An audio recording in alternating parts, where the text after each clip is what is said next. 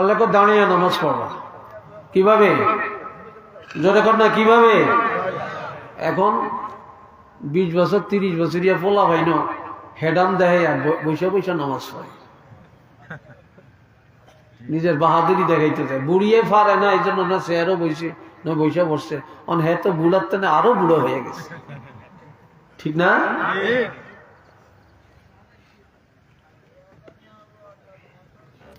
এরপরে আপনি দাঁড়াইতে পারতেন না, দাঁড়ানোর ক্ষমতা নেই।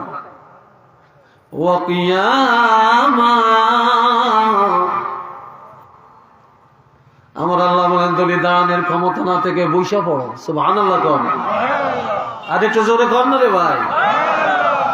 বসবেন কেমনি? চেয়ারও শেয়ারে বইতে বইতে মসজিদের জায়গা পাইবেন নি, যা শেয়ার শুধু হয়েছে অনাবার একটু কমন দিচ্ছে। আপনি পুলরে বসেন, যদি রুকু সেজদা করতে পারেন তো করেন, না পারলে বসে বসে সেখানেই নামাজ পড়েন। যদি পাও বাঁকা করতে না পারেন আপনি সোজা পরে দেন, এইভাবে লম্বা করে দেন। দেখছেন বেয়াদবি মাফ করিয়েন, এইভাবে দেন। আপনি ক্যাবলার দিকে এই সময় পাও লম্বা করে দেন, বসে বসে পাওরে এইভাবে লম্বা করে দিয়ে আপনি নামাজ পড়েন। আপনাকে কাউ বাধা দেওয়ার অধিকার নেই, আপনার নামাজ হয়ে যাবে। তারপরও সামনে বালিশ একটা রেখে সেজদা দিবেন, এটা হবে না, দরকার নেই। কথা বুঝছেন? কোনো দরকার নেই। এরপরও চেয়ারে বসবেন কেন? চেয়ার ওই ব্যক্তির জন্য যার একবারে দাঁড়ানোর ক্ষমতা নাই, আর পাও লম্বা করারও ক্ষমতা নাই, বসারও ক্ষমতা নাই, এমন ব্যক্তির জন্য হয়তো জায়েজ হইতে পারে। এখন আপনার বসারও ক্ষমতা নেই, এখন কি নামাজ পড়বেন না? আল্লাহ বলছেন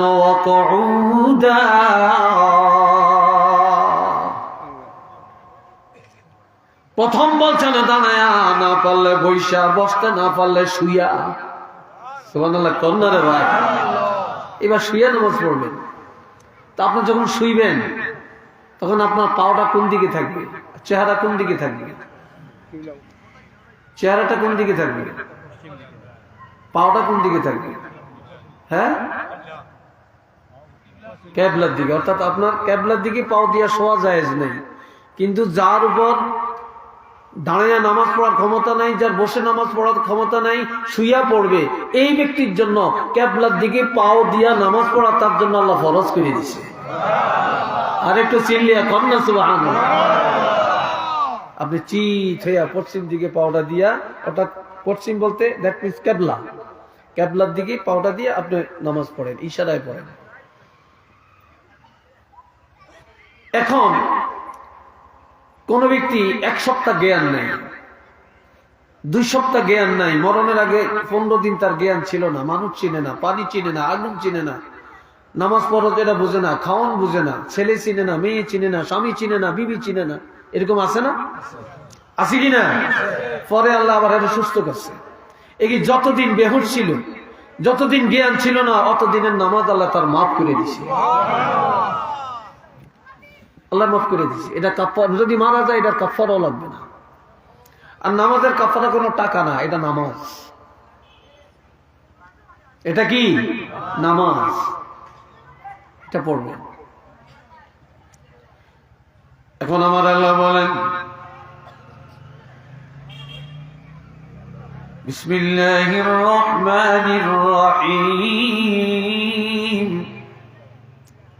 أقم الصلاة طرفي النهار وزلفا من الليل إن الحسنات يذهبن السيئات ذلك ذكرى للذاكرين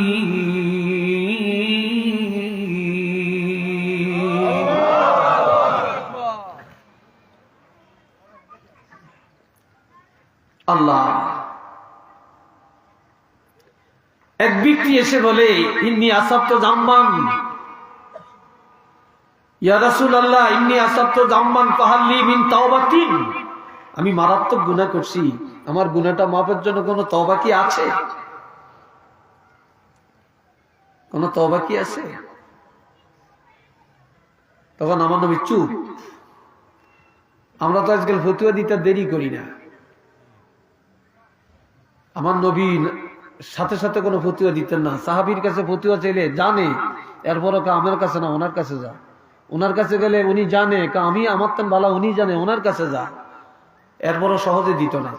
আর এখন আমগো কিছু মৌলবী উজাইছি, বুঝলেনি? হ্যাঁ, তারা মানুষের সামনে ফতুয়া দেয়, এইতে কাগজ একটা, হেঁটে দে কাগজ একটা, ওইতে কাগজ একটা, ব্যক্তির উত্তর লাগে যেন হেঁটে হেডের ভিতরে জমা খালি দিতে আছে। একটু তাহাকিক করিয়ে দিয়াম, পরে দিয়াম, এই কথাও শুনি না আমি। আমরা রঞ্জিন কিনা জানি না, দিয়া লাইতেছে। আর যত ফেতনা লাগাইতেছে, এটা জায়েজ নেই, এটা জায়েজ নেই, ওটা জায়েজ নেই, একালি। আর যত ফতুয়া সব নবীর বিরুদ্ধে, যত ফতুয়া সব সুন্নি জমাতের বিরুদ্ধে, যত ফতুয়া মিলাদার কেয়ামের বিরুদ্ধে, যত ফতুয়া মুনাজাত দেইকা আমরা দাঁড়াইকা, তারপরে যত ফতুয়া খালি আমগো বিরুদ্ধে। নাউজুবিল্লাহ, কম না রে ভাই? এই কথা ঠিক না? ফতুয়ার ঘাটতি লিয়ে বিষয় না।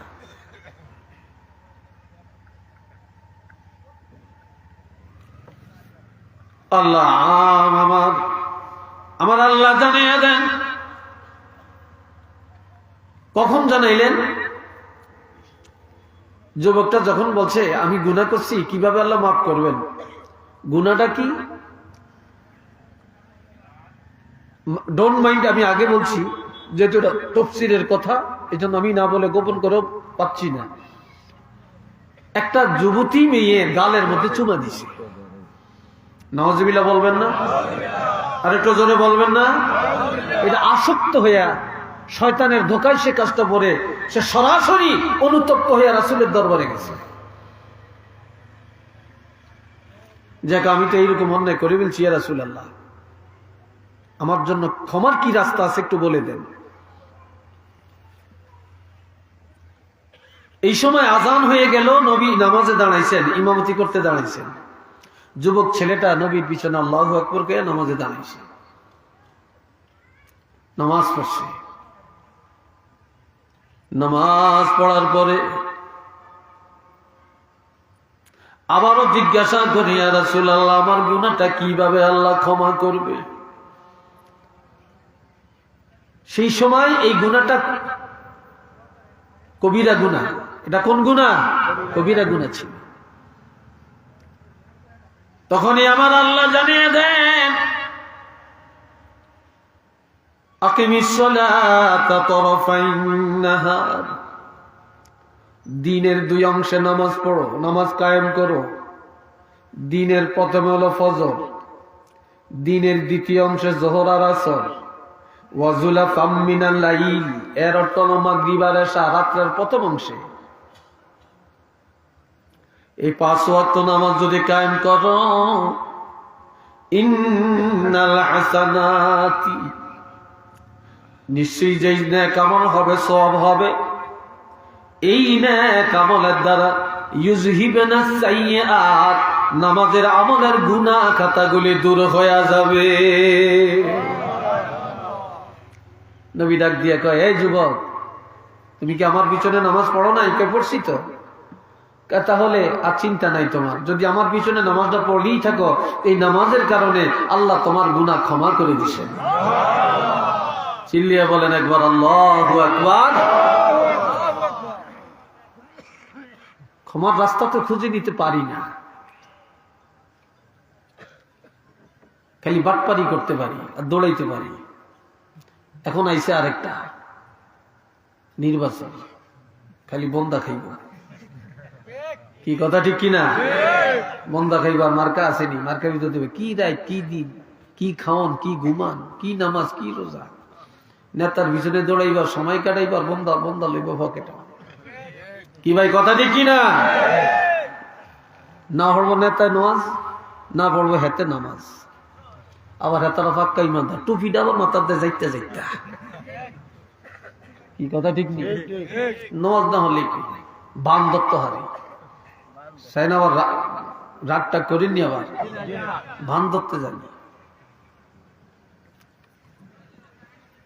বাবাজিরা রে আমার, 2টা ওয়াক্ত ঠিক করেন, বাকি 3 ওয়াক্ত সহজ। 3 ওয়াক্ত সহজ। আর এই যে নামাজের কথা বললেন আল্লাহ, এটা কার জন্য? এটা কেবেকের জন্য। যালিকা যিকরা লিযাকিরিন।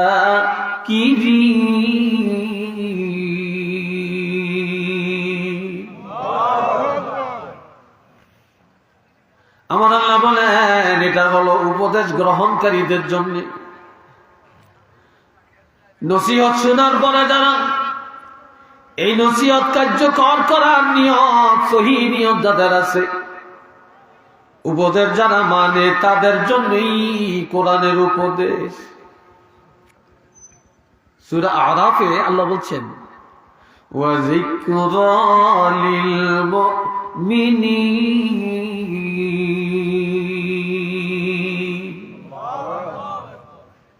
কোরআনের যত উপদেশ সব মুমিনের জন্য, বেঈমানের জন্য না। সিল্লিয়া কন্যা সুবহান, শুধু ঈমানদারের জন্য, আর কারোর জন্য না। বেঈমানরা যদি ঈমান গ্রহণ করে তখন তাদের জন্য কোরআন উপদেশ হবে। জোহরের টাইমে একজন অমুসলিম কলমা পড়ছে। জোহরের টাইমে, মাসটা হইল রোজার মাস, এটা কলমা পড়ার সাথে সাথে তার খানা বন্ধ, রোজার নিয়ত করতে হবে, এটা আর খাইতে পারত না, এটা রোজাটা হয়ে যাবে। সুবহানাল্লাহ, কন্যা কথা বুঝে আসছে কিনা? আসরের টাইম যাইতে গিয়েছে, শেষ, এই সময় কালমা পড়ে ইমানদার হয়েছে, এই আসর নামাজ পড়া তার জন্য ফরজ হয়ে গেছে। সে কেরাত জানো না জানো, সে নিয়ম কানুন না জানো, শুধু রুকু আর সেজদাটা করলেই তার নামাজ হয়ে যাবে। এর আগে কোনো হুকুম নেই, কথা বুঝছেন? এর আগে হুকুম নেই। এরপরে আমার আল্লাহ বলেন দুই ওয়াক্ত নামাজটা কি? আকিমিস সালাতা লিদুলুকিশ শামসি ইলা গাসাকিল লাইলি ওয়া কুরআনাল ফাজর ইন্না কুরআনাল ফাজরি কানা মাশহুদা। وقال رسول الله صلى الله عليه وسلم يتعاقبون فيكم ملائكة بالليل وملائكة بالنهار ويجتمعون في صلاة الفجر وصلاة العصر إلى آخر الحديث।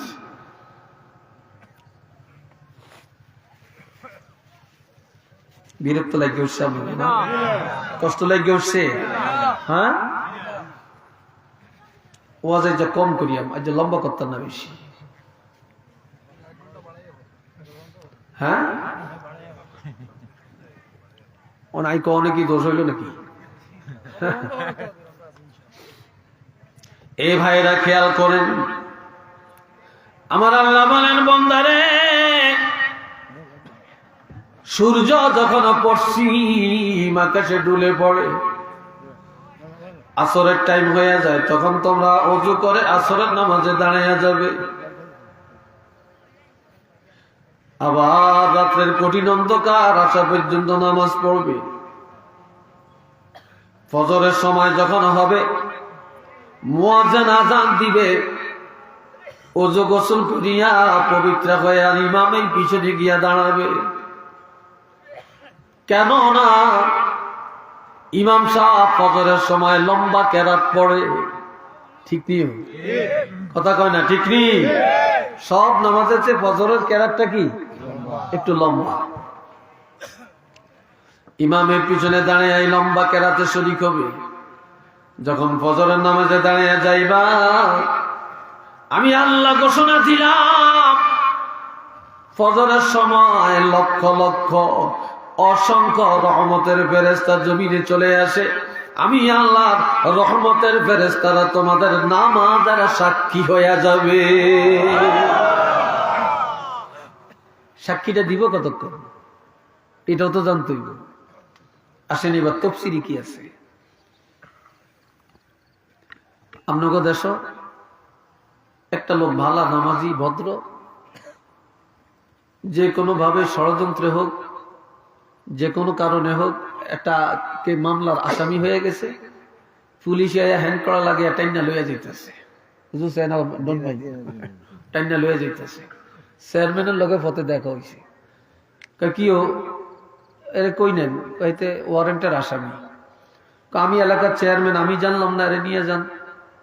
আমি তো জানি এই লোকটা ভালো, আমি সাক্ষী দিতে পারি, আমি এই ইউনিয়নের চেয়ারম্যান, আমার ইউনিয়নে এই লোকের চেয়ে ভালো লোক আর নেই, তারা ছেড়ে দেন, কোনো অন্যায় করলে আমি দেখবো, বিচার আমি করবো, আপনারা নিবেন কেন? তো চেয়ারম্যান কাড়িয়ে রেখে দিছে।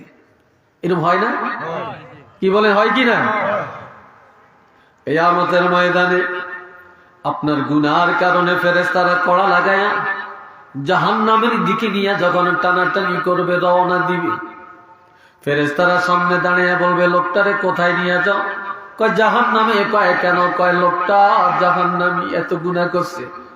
আমরা একটা জিনিসের সাক্ষী দিতে পারি, এই লোকটা আসরের নামাজ আর ফজরের নামাজ ছাড়ে না। এই লোকটা ফজরের সময় ইমামের পিছনে দাঁড়িয়ে দাঁড়িয়ে নামাজ পড়েছে, আমরা সাক্ষ্য দিতে পারি। আমার আল্লাহ বলবেন, আমার ফেরেশতারা যাকে ফজরের নামাজের সাক্ষী দিল, আমি আল্লাহ এই সাক্ষীটাকে কবুল করিয়া তাদেরকে আমি ক্ষমা করে দিলাম।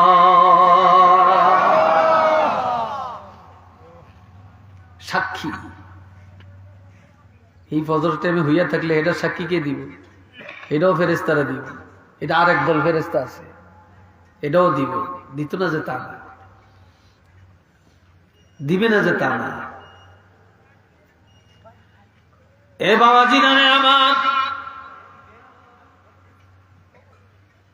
ইমানের সনদ, আমার প্রথম কথাটা ছিল কি, ইমানের সনদ কিভাবে অর্জন করবেন। إنما المؤمنون الذين إذا ذكر الله وجلت قلوبهم وإذا تليت عليهم آياته زادتهم إيمانا وعلى ربهم يتوكلون.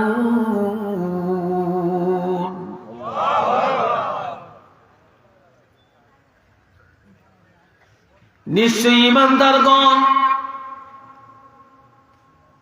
যখনই আল্লাহ জিকির করে, মুমিনরা যখন আল্লাহ জিকির করে, আল্লাহর ইবাদত করে, মুমিন যারা, তাদের অন্তর আল্লাহর ভয়ে নরম হয়ে যায়।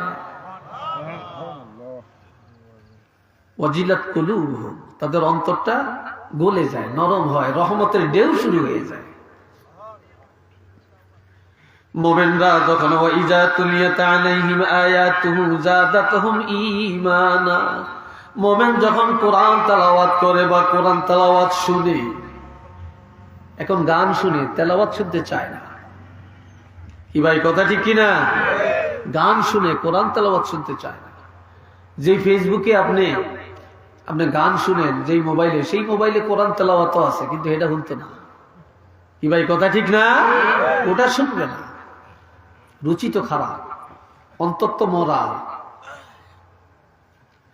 আমার আল্লাহ বলেন, যখন এই কোরআন শুনে অথবা কোরআন পড়ে, তখন ঈমান তাজা হয়, ঈমান বেড়ে যায়, ঈমান বেড়ে যায়, ঈমান তাজা হয়ে যায়।